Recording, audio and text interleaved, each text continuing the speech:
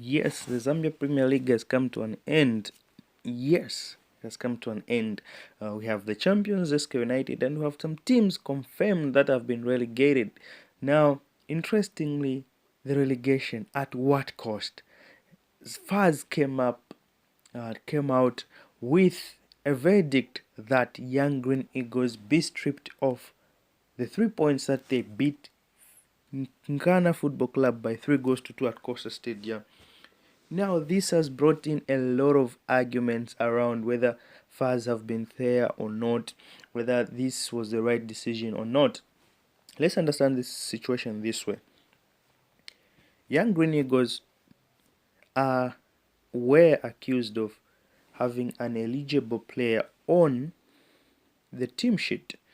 Now, what led to that player being on the team sheet was the fact that the player was red carded and included on that team sheet because of an international game which prompted Young Green Eagles to release their goalkeeper who was called for national duty.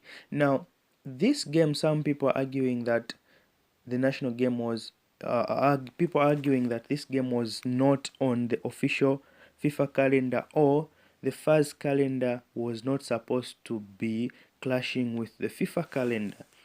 Of course, this is some of the consequences that has risen up. Now, this goalkeeper, the said goalkeeper, was relegated in a game against Nkwazi, and the other goalkeeper for Young Green Eagles was injured. Now, Young Green Eagles had applied for a waiver, asking that they are allowed to have that goalkeeper as a backup on the bench. Now, the player didn't feature in the game. Nkana lost by 3 goals to 2. And the question comes in, if the decision was made and FAZ knew that they were going to overturn this, why was Young Green Eagles allowed to have that player after they officially communicated to FAZ and they were made to pay 5,000 kwacha for that? Was FAZ playing double standard there? Was it the right decision by FAZ to accept that appeal or the waiver? And secondly, did that player have a bearing on how the game ended, considering that the player didn't play in the game, in that match? Thirdly, the other question coming in is that the timing of the announcing of the verdict, was it done very professionally by FAZ?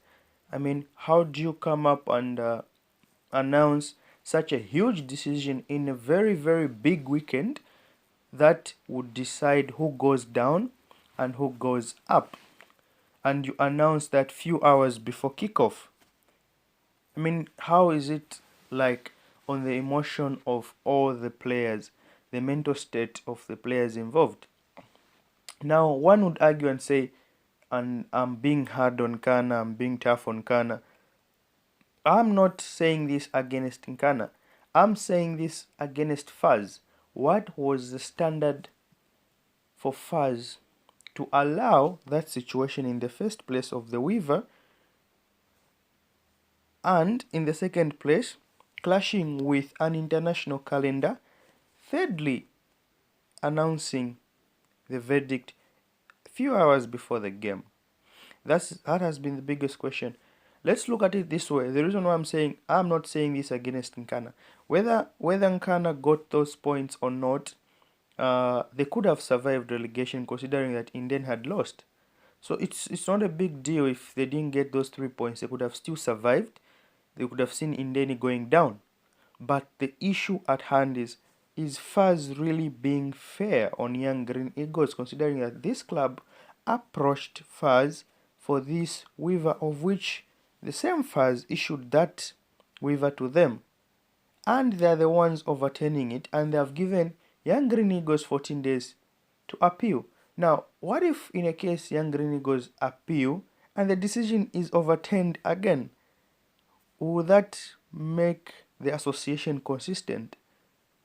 What are the basis and criteria they use to come up with that waiver, the calendar clashing with international duty, international friendlies, as well as overturning the waiver And at the same time, the day the verdict is announced, the verdict could have been announced 3 days before a game, 2 days before the game was played.